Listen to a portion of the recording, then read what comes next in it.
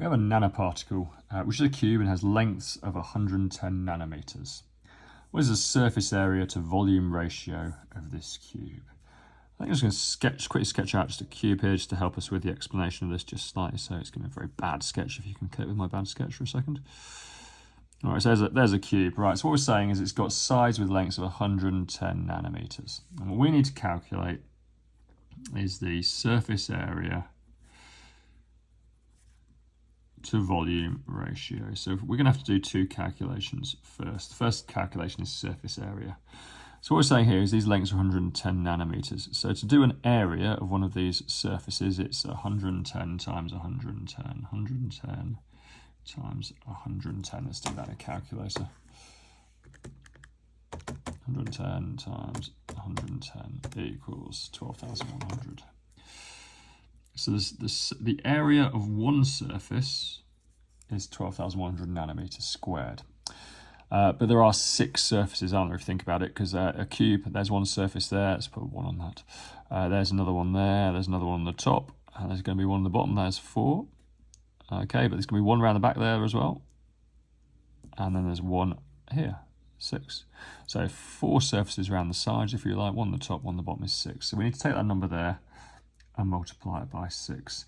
12 6 is 72, so that's 72,600. 6,000 nanometers squared is the surface area of that cube. Let's write that down there, 72,600. So that's calculated as surface area. Volume, we need to do the length times the breadth times the height. Okay, so there's our width, if you like, or our breadth, there's our length up there, and there's our depth there. So 110 times 110 times 110. Should we just write that down here?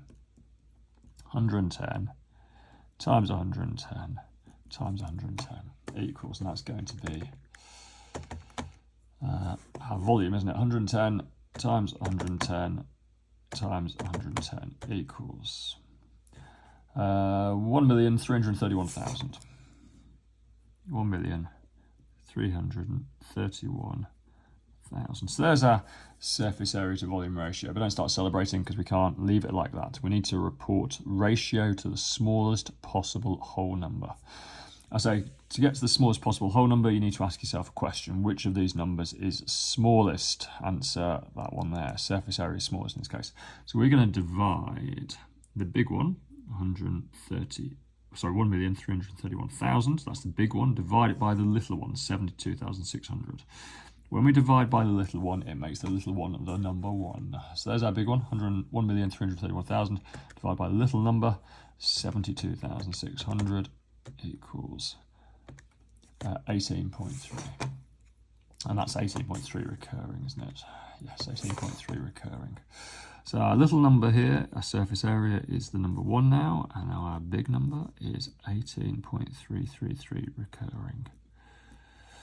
Okay, so again, this isn't a whole number, so we can't leave it like that, so we need to do a bit more work on it. So now we've got to this stage here, all we just need to do is keep adding this ratio here, 1 to 18.33, together. So let's add them together. 1 plus 1 is 2. 18 plus 18 is 36. And 3.33 plus 3.33 is 6.66, and that's all recurring again. Okay, still not a whole number, is it? So we just need to add another 1 to 18.33 onto that.